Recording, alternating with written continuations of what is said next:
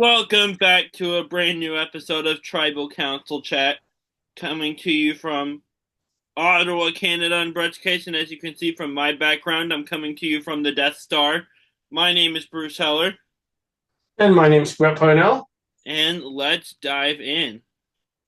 Episode Let's 10 of 49, what'd you think? This tribal was crazy. This was a fun tribal. I think this is officially where we know why the two players that are on 50 are on 50. Whole episode worked out so well for my rooting interests. My my favorite people are all still in, and they're all in the same alliance. Finally, I feel secure in that now.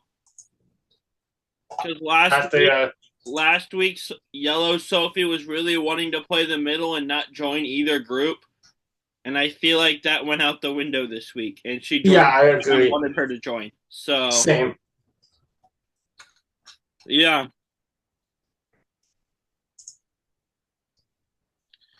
Do you have a player of the week this week? It's gotta be Sophie Segretti. Yeah. She made everything happen. Yeah. She didn't get who she wanted to send home. She wanted to send Steven home, but either way. She made the decision that Joanne or Sage was going home in a way by going and telling the other alliance. Yeah. That Christina had an idol and that that alliance wanted Savannah gone. She did. And I don't think anybody in Sage and Joanne's alliance saw that switch coming at all. I agree. What they kind of should have after she was so vocally upset about them being surprised MC went home last week. So yeah. So we start the episode after. Definitely. We start the episode after last week's tribal, and Christina's scared she's next. She got left out of this vote. She did. So. But on the other hand, Christina still has an immunity idol. Yeah, she does. If only she would play it correctly and not hugely misplay it. We'll get Fair enough. Yeah, we'll get to that. We also see Blue Sophie commenting that they should target Steven because he's likable and smart and can play the middle, and because he wrote her name down. But we also see her playing it up nice with him, like they're even, like, oh, we wrote each other's name down, we're good. But she's not good. She's ready to take him out. Yes. Smart move by Blue Sophie here. She's playing very well. She, I think, will, especially now that both Sophies are in the same alliance, I think Blue Sophie will go very far in this game. I think she's now, in this episode, she's paved her path to the finale. Yeah. She would probably have to do something in that finale that would, if she wants to see her chances jump above either a Savannah or a Rizzo, but we'll see. Yeah. Her knowledge is power is kind of useless at the moment, but yeah. But not needing to use it is also a positive if you get to the end without using it. So, I mean, I don't think it's entirely useless, though. It's useless for the advantages that are in the game, but we know Christina's idol is going to come back into the game. Well, that's true. I said useless in the fact that as of right now, the only person that we know has one is someone she would never steal from. So what? No, of course. But if I'm Sophie Bellotti here, what I'm doing is basically channeling my best impression of Rome and going out into the jungle and just following people around till I eventually see who has it, and boom. I don't think channeling Rome is a winning strategy, to be honest with you. In this situation, it is. No, because when he did that, it ticked people off, and we got him and Saul like at odds the rest of the. But it's so close to the end of the game that who cares? That was pre-merge. Yes, but if you take the Rome and Saul thing and Rome just following him around all day and put it this late in the game, do you really think he has any shot at getting Saul's jury vote? Fair enough. Because I don't. I think what caused. I don't think it was really the following around that was that bad of jury management. I think that's just the game. I think Rome's problem in that situation was his Ultimate. the way he and the way he treats other people. Yeah, that's what I'm saying. Channeling Rome is just not a generally winning strategy. Okay, but I'm saying just following people until you know exactly what's going on and then taking the idol. Eh, yeah, maybe. And at that point, I think this is where Sophie Bellotti needs to tell her allies about this advantage and see if they can help her follow people around.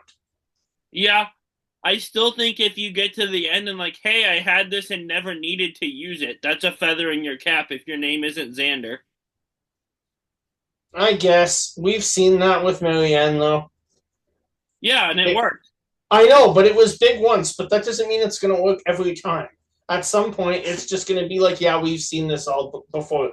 I'm more in line to go with what Scott Pollard says in Korong to tie of all your advantages that you earned in this game, you either didn't use them or you played them so badly that they didn't matter.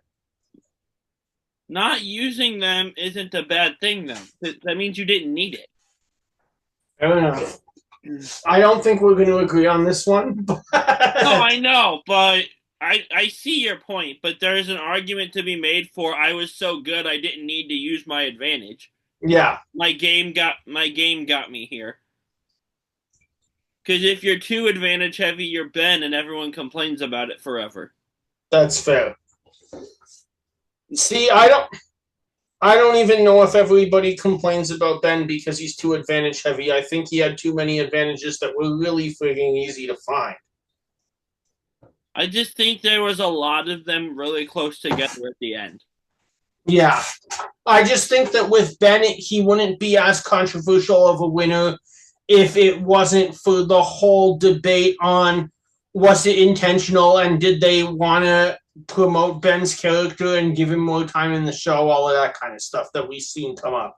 Honestly, people. Or I know you're a fan of the show The Office. If you've ever seen Survivor clips from The Office on YouTube, it's just hilarious.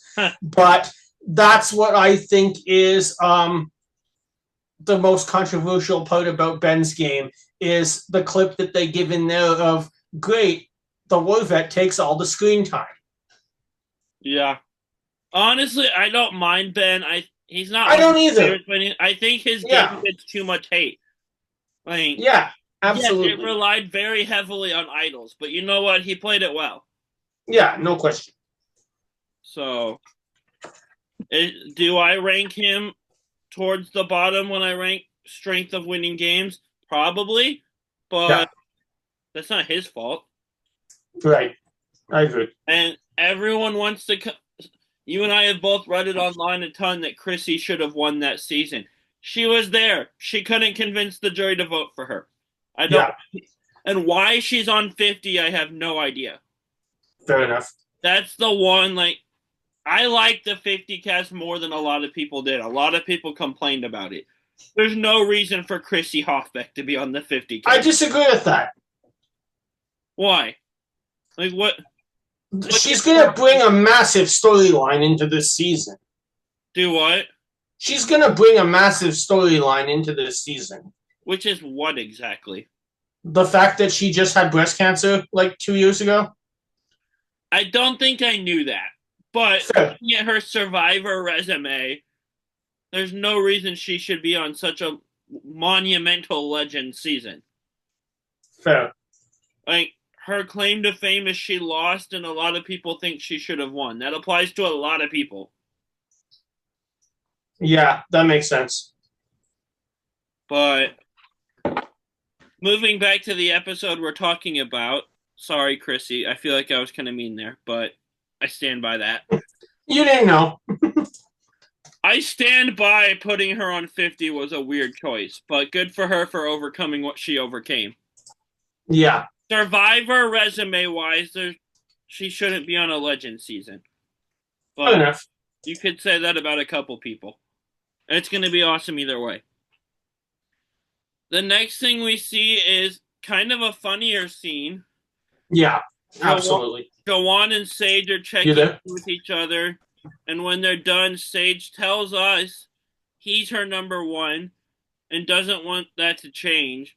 And then she tells Jawan to tell the others that she has gas, so they don't know how hard the others don't know how hard she and Jawan are gaming. Yeah, That's funny. it is. Yeah, definitely very funny. Sage has been giving us funny moments about the human body all season.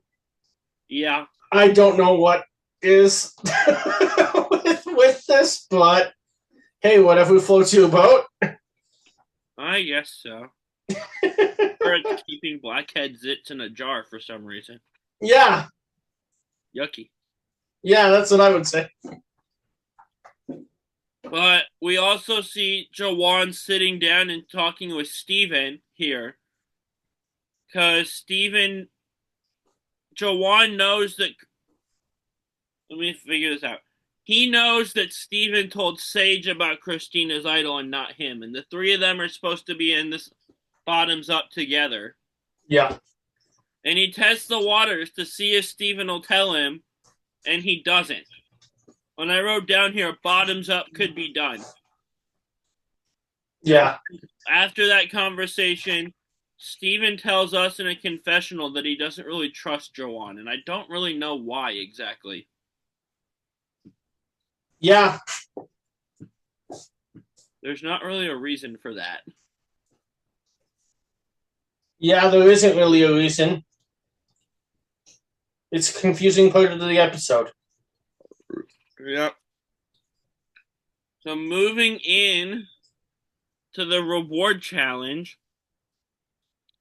we get a really emotional kind of raw human moment from Christina here. She's talking about how she misses her mom and how her mom passed away, and like, yeah, this was really sad. It's sad, but at first I didn't know her mom passed away. At first, when I was thought she was talking about her missing her mom, I thought it was like she's just kind of dealing with the stress of the game. But then I'm like, oh, she's actually having a life experience. And like, it's sad, but scenes like these make the show so much better. Yeah, absolutely. So good for her. She gets a ton of love from her castmates.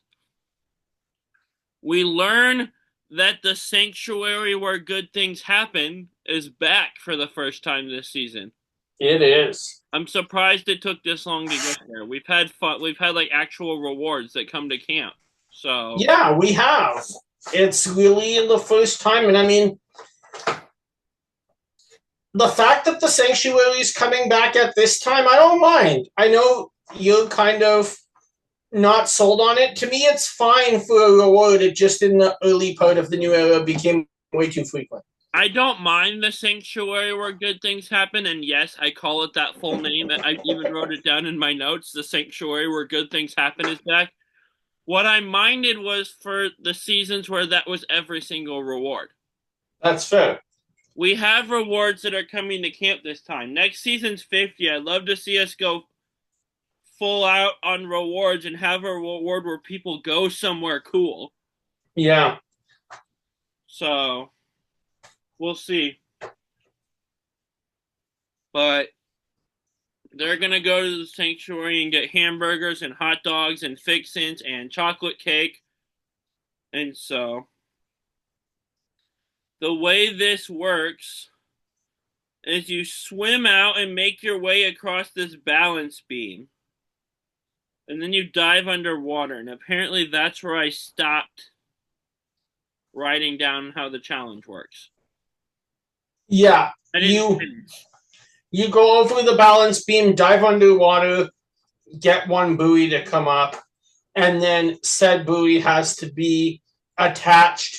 And basically, it's kind of like tetherball. If you ever played that in a park, you have to throw the ball that's hanging, that was the buoy, into the top and make it sit in the basket. That's how the challenge works. And so I do have another Christina note here. She was like struggling a bit on the balance beam. And it gave me.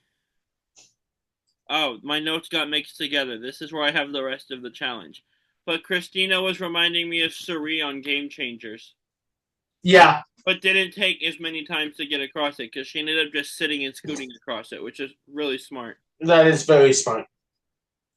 So, one of the teams wins reward. They go to reward. Not a ton exciting from this challenge. We get back to camp, and I love this. Jawan goes fishing. Yeah. That's awesome, and he catches something, which is cool. Not anything big, but anything at all is pretty cool. Yeah, he does. I'm not sure why he just quit after catching a fish that belonged at Etc. But gosh dang it. Or whatever you guys call your major pet store down there. I don't know. I think Kevin's fake goldfish that we reference on Roundtable Talk was bigger than the fish Jawan. That's great. I'm writing that down. Kevin can put that on TikTok. Yep. But I'm glad. It was great to see Jawan go try to fish, but why not at least try to catch a few fish instead of just being like, I got something for the goldfish bowl. The end. Hey, it didn't make a lot of sense. That's better than a lot of people do. That's fair. So I would be like trying to catch a fish for every person that's there and make it the size of an actual fish. I mean, it was an actual fish. It's not like it's a little fake plastic. A fish that everybody could eat. Yeah. Well, take what you can get, I guess. That is more than fair. But we next see Sage and Sophie S planning in the hammock together, and Sage still wants to do Savannah. And this is where the whole episode starts to unravel for Sage. She was in control of the game 2 weeks ago. Yeah. And Sage, no, I don't want to say that she makes the huge mistake because at the same time, Sage knows she needs Sophie S's vote. If you don't have Sophie S's vote, do the math, it's a tie. And then we don't know what Savannah's holding in her bag to make it not a tie. Yeah. So Sage could not have predicted the extra vote is played. She just knew I need to get Sophie Segretti on to vote with us. And the biggest threat in this game is going to be walking out the door. And we did. Smart. But it totally backfired because we all know if from watching the show in our viewpoint as opposed to the player's viewpoint that at first I thought you were drinking that. No, I was smelling it. I let the intrusive thought win. What was I going to say? Watching from our standpoint, though, we know that Sophie Segretti is far more loyal at this point to Sophie Bellotti, Rizzo, and Savannah. And in that case, now Sage has gone from being the queen of this island to looking at being on her way out any day now. Yeah, Sophie took that power right from her. Did she ever? And that is why she was player of the week. Yeah. We also have a funny scene here with Rizzo and Steven and Jawan just sitting there singing, pretending they're a boy band. 3 boys on the bench, they keep singing over and over again. That was funny. And 2 of them like rap and rhyme, and Steven just like is talking in a beat and says, "I'm terrible at rhyming. Don't kick me out of the band." Maybe on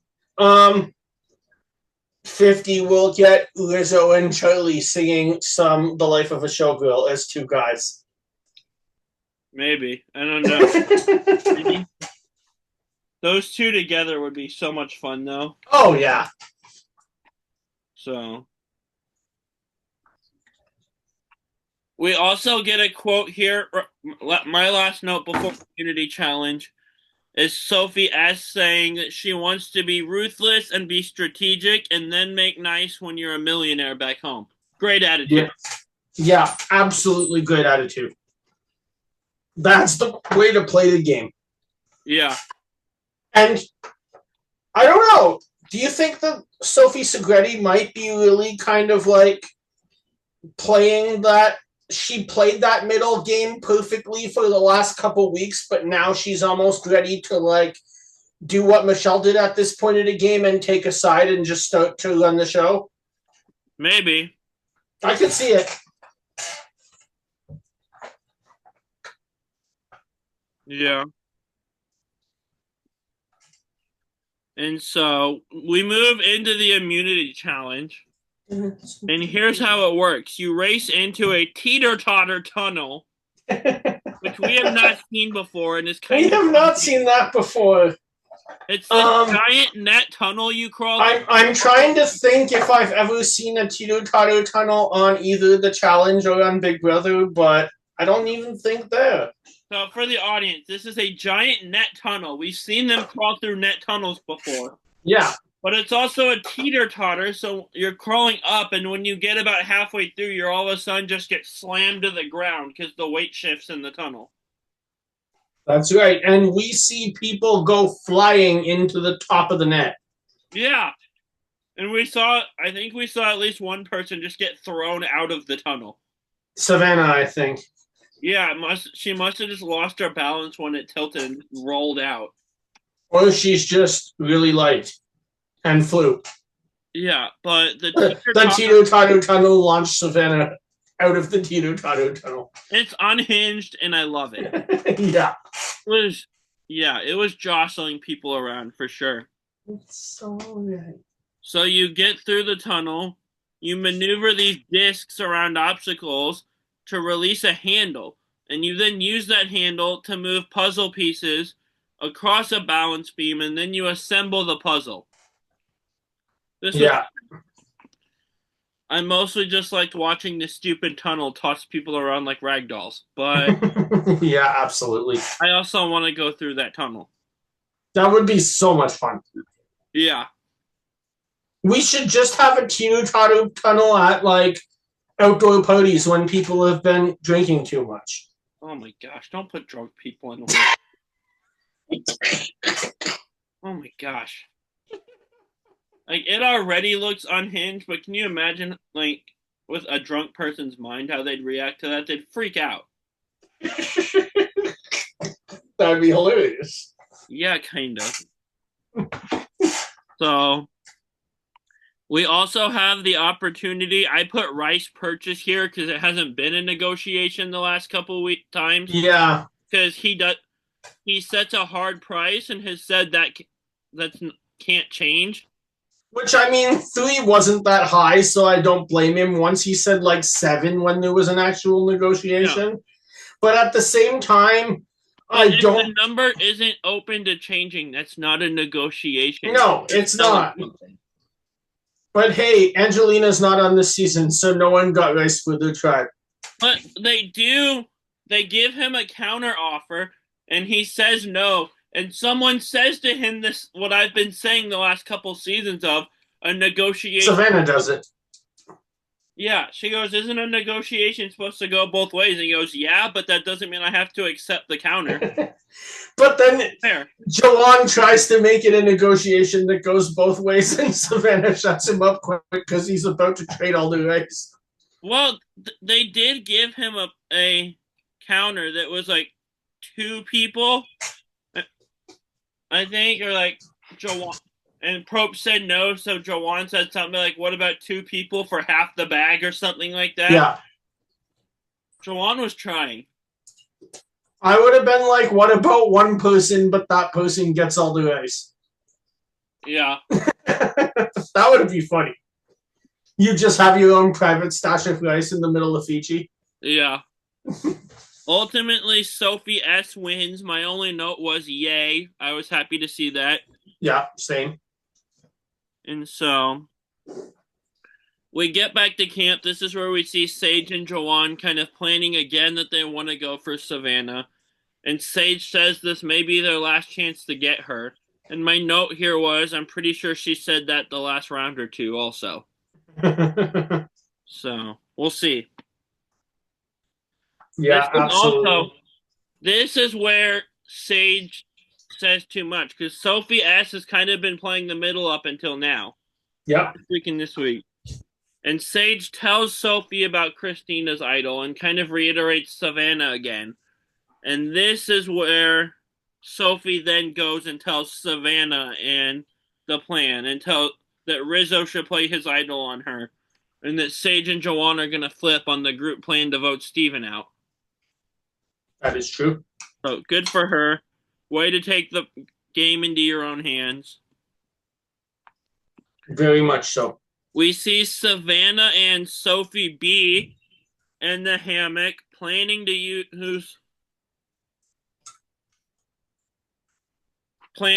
vote out. I don't know what this note was. 1 second. Yeah, so it's kind of a plan. I think. Savannah and Sophie, they're in the hammock. I read Savannah and a picture of Sage popped into my head, but Savannah and Sophie B are in the hammock. They're planning out how to use Savannah's extra vote to put votes on Sage or Joanne and let those two think the vote is still on Steven.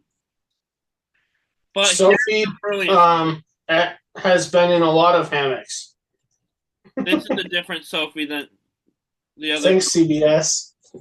We got both Sophies in hammock scenes today. But you're confusing us all. Let's just cast an 18-person season where there's like 3 names and like that would be a nightmare. On this, this tribe is 6 people named Caleb, and then 6 people named Emily, and then a third name. Let's just really mess with people's minds. Yeah, that would be funny. But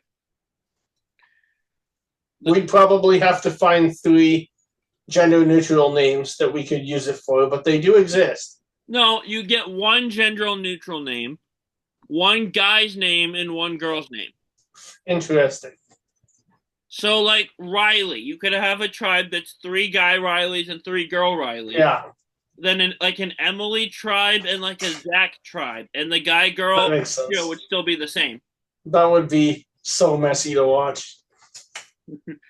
Your suggestion, Bruce, brings me back to way back in the day when I was in university, and we talked about trying to run 6 people with the same name for a whole slate of student government executives. I'd venture to say this isn't the worst casting idea I've come up with. No, it's a great idea. Episodes. Because our USA versus the world idea from last week. Oh, God, let's not go there. I'm just pointing that out to say the Riley, Emily, Zach season is a way better idea than my USA version. Oh, it's a way better idea, and the audience doesn't need to know who you suggested. Well, they listened to our episode when I said it last week. Oh, yeah. I said that on the air. I forgot. And then told Kevin clip this for TikTok, so he may or may not have. But I don't know. I don't use TikTok. You're a political science major. My USA versus the world idea should appeal to you. It does appeal to me. I just would know it would be the end of the franchise of Survivor that I've grown up with since I was 7 years old. That's why we do this tribe where there's like 3 names across 18 people. Exactly. Podcasting on that would suck, by the way. Oh, yeah, give up. Good Lord. We've had our fun with the Sophies this season, but a tribe with 6 Emilys, 6 Zachs, and 6 Rileys sounds terrible. Oh, Lord. No, that's God. But after our Savannah and Sophie hammock scene, which is what I was talking about before Brett distracted me, my own fault, but brilliant from Sophie B here, that she says she thinks Sage should go home sooner, but they're going to let Sophie S choose who they vote for to solidify her as an ally. Very smart. I agree Sage would have been a better choice to send home sooner, but Yeah. letting Sophie choose is brilliant. Yeah, because now Sophie knows, well, Sophie S knows that this is not an alliance of 3 using me for a vote, but this is an alliance of 4 that's going to all get each other to fire. Yeah. And so I think that's what's going to happen. I'll just say that now. Maybe. We go into tribal. Sophie S says a quote, "This is your chance to change something. Say something bold. This is practice for what will be a Super Bowl, which is final tribal council." Which is a cool way of thinking about it. These tribals are practice for what you're going to say at final tribal. Yeah, very much so. We have Sophie B saying there's advantages in this game. Will people play them? When will they come out? And I put foreshadowing question mark because I wasn't sure if she was going to take Christina's idol or not. Yeah, that's what I thought. And so we all go vote. Christina plays her idol on Steve. Excuse me. Christina plays her idol on Steve, and then I wrote down, I'm pretty sure that's a misplay. It was. I don't think he got any votes. No. But I do think I don't think it was 100% a misplay because I personally believe that just shows you how good Lizzo is at this game, that he was able to flip their votes onto someone who didn't even see themselves as a target, knowing that Steven saw himself as a target. And that the whole beach knew Steven was a target, and therefore they would probably vote for or use an idol to protect him, which they would not do for Joanne, who was sitting pretty. I'll say this. Anytime someone plays an idol, either on themselves or on someone else, and the person that the idol is played for receives 0 votes, I'm going to say that that idol wasn't played well. Fair enough. Steven got no votes. Christina wasted her idol. Yeah, no question. I'm just saying if the majority alliance or the half plus the extra vote is strategically using the social skills, there's sometimes not always a need to enact Plan Voodoo and split the votes. You can just know, okay, if an idol is played, it's going on these 2 people. So I'm going to use my social skills to vote for someone who would never expect it. I love the Plan Voodoo reference. Anytime we're talking about an idol, that's it. Because I've got to say, maybe this is a hot take. We talked about Survivor Game Changers not having many game changers. Look at how many times people talk about split votes. Cowboy is like the ultimate game changer. Yeah. Speaking of that, I have seen photos that Cowboy lives in Cambodia and has a street stall right now. Maybe I'll run into him next week. Please do. If I do, I will be posting it right to the Tribal Council chat Instagram. I will also go on a tangent here. The name Game Changers gets misunderstood. I know. It wasn't people that had changed the game, like history-wise. And the way Probst introduced the season, I interpret it as people who are willing to make big moves and change the game that they're playing, not the game of as a whole. It just... You're right that it was misinterpreted, but it wasn't explained very well to the audience either with that theme. And even I think people were thinking of like when you go through the season, Richard was a game changer. Boston Rob was a game changer. Sesternino was a game changer. Fair Play, Sandra, you name it. Like these big names that one decision they made changed how people looked at Survivor. Yeah. And then even get into the new era, Coach. Sierra was good casting. Yeah, Sierra, exactly. And instead we get Caleb, Ty, and Zeke. Yeah. So, yeah. Even with the theme they were intending, that season was still casted poorly, but people misunderstand what the theme was. I mean, even when it comes to that kind of concept, look at a season that we get Ty and we get Aubrey back from Cagayan. Julia was the game changer in that season. She showed that you can play at 18. Yeah. Whereas the two of them both played a good game, both got back. I get why, well, using your definition, but it wasn't really explained well to the audience, and a lot of people kind of went with they're going to do the same thing as last time. People hear that, and their thought, and understandably so, is they were trying to cast people that changed the history of the game. Exactly. And the way I interpreted what Probst said in the premiere is people that make big moves and flip the singular game that they're playing. Right. So you interpreted it right. I, like most of the audience, interpreted it wrong. But I, like most of the audience, did have to sit there and go, it's a season called Game Changers, and we brought Haley forward. Again, even with their intended themes, they cast it terribly. Yeah.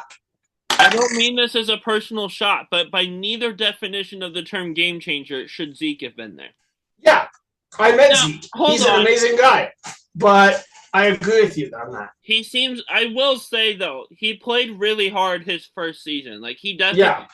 I think he fits the intended purpose, actually, now that I think about it. Someone that's just willing to flip the game and make a big move. Fair. Because that's kind of my problem with him as a player, honestly, is I think he plays too aggressively, too quickly. Yeah, anyway. But we're at Tribal. Rizzo gets up to play his idol, and he makes a speech before playing it.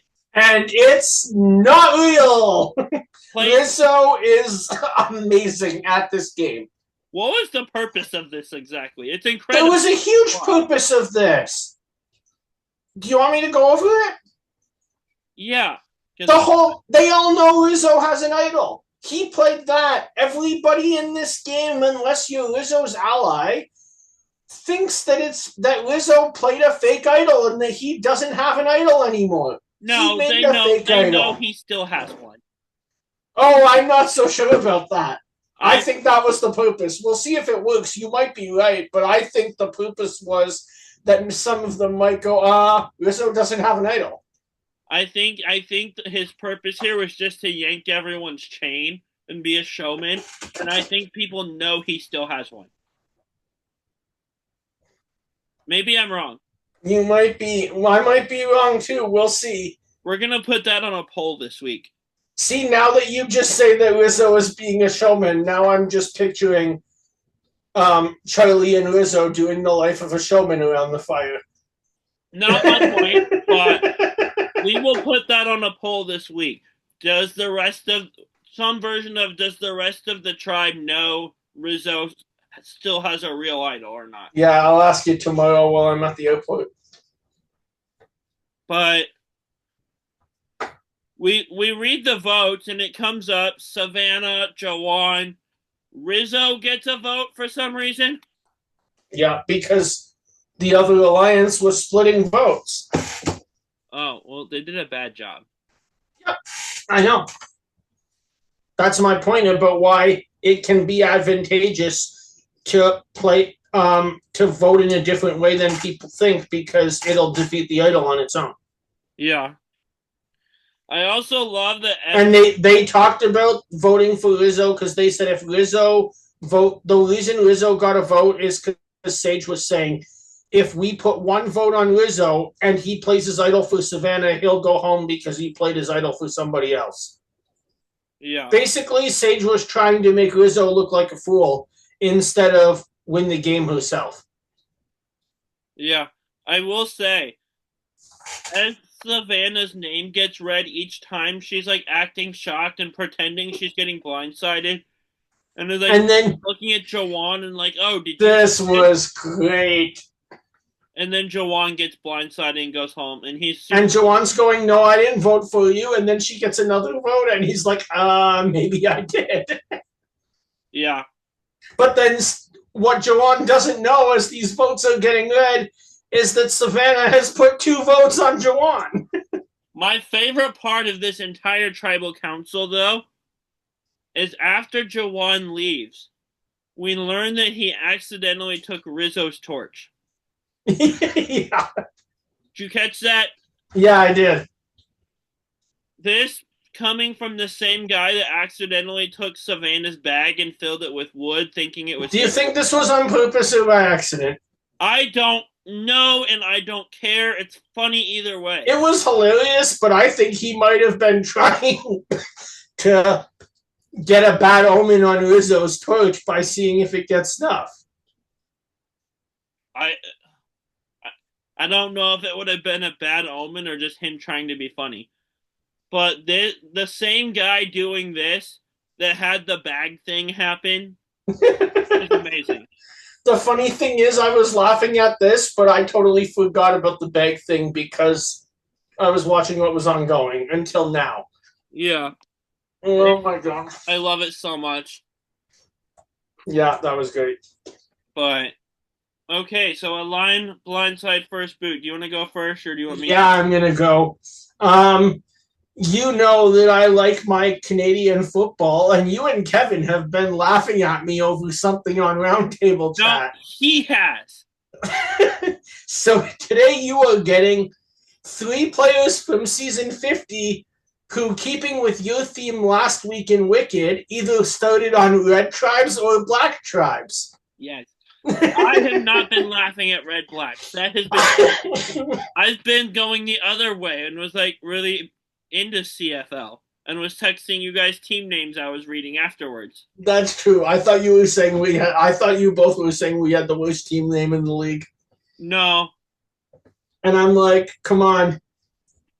Red Blacks is a different team name for North American sports. It's probably a bigger concept you would use in like Europe or Oceania, but still, Canada's in North America.